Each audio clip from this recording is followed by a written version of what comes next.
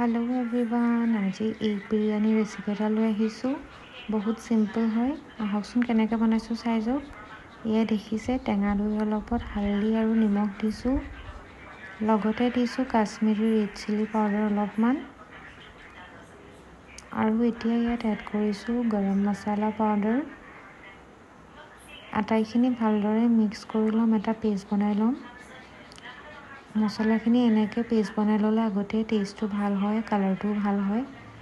এয়া দেখিছে কুকাৰটো গৰম হোৱাৰ লগে লগে মই ইয়াত দি লৈছোঁ ৰিফাইন তেল এতিয়া দিম মই ইয়াত ডিমকেইটা অলপমান কালাৰ চেঞ্জ হ'বৰ কাৰণে মই ইয়াত ফ্ৰাই কৰি লৈছোঁ ৰেড চিলি পাউডাৰ অলপ দি লৈ মই ভালকৈ ফ্ৰাই কৰি ল'ম এতিয়া ডিমকেইটা নমাই ল'লোঁ এতিয়া দিছোঁ দালচেনি ইলাইচি আৰু লং আৰু লগতে দিছোঁ কাটি ৰখা পিঁয়াজকেইটা ভালদৰে ফ্ৰাই কৰি ল'ম কালাৰ চেঞ্জ হোৱালৈকে গোল্ডেন ব্ৰাউন হোৱালৈকে মই ভালকৈ ভাজি লৈছোঁ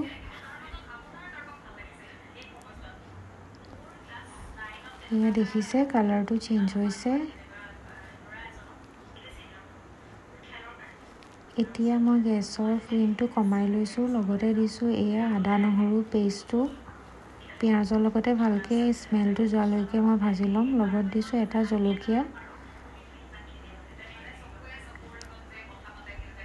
আৰু এতিয়া আদা নহৰুখিনি ভালদৰে ভাজি লোৱাৰ পিছত দিছোঁ বিলাহী এটা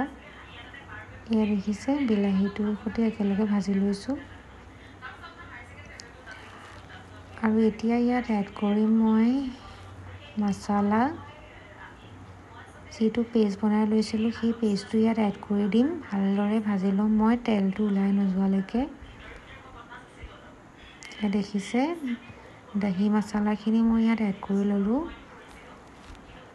ইয়াত তেলত মই ভালকৈ ফ্ৰাই কৰি ল'ম এতিয়া দিছোঁ বিৰিয়ানী মছলা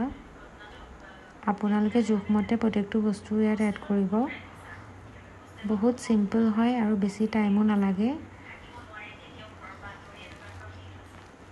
এয়া দেখিছে মছলাখিনি ভালদৰে মই ভাজি লৈছোঁ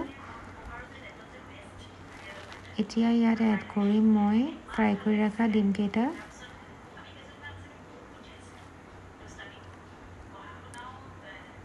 এয়া দেখিছে তেলটো ছেপাৰেট হৈ গৈছে মছলাখিনি মানে ভালকৈ ভাজিছে এতিয়া ইয়াত এড কৰিম যিখিনি চাউল মই ভালকৈ ধুই লৈছিলোঁ 5 মিনিট টাইম ভিজাই ৰাখিছিলোঁ সেই চাউলখিনি ইয়াত দেখিছে মই ইয়াত এড কৰি ল'ম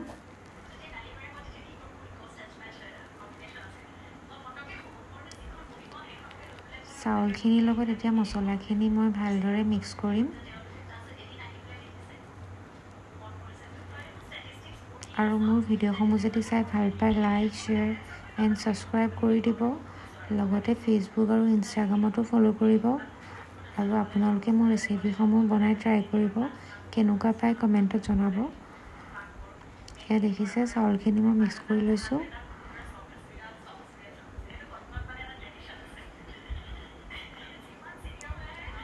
আৰু এতিয়া ভালকৈ মিক্স কৰি লোৱাৰ পিছত ইয়াত এড কৰিম পানী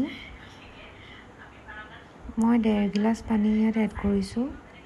পানীটো আপোনালোকে গৰম পানীয়ে ব্যৱহাৰ কৰিব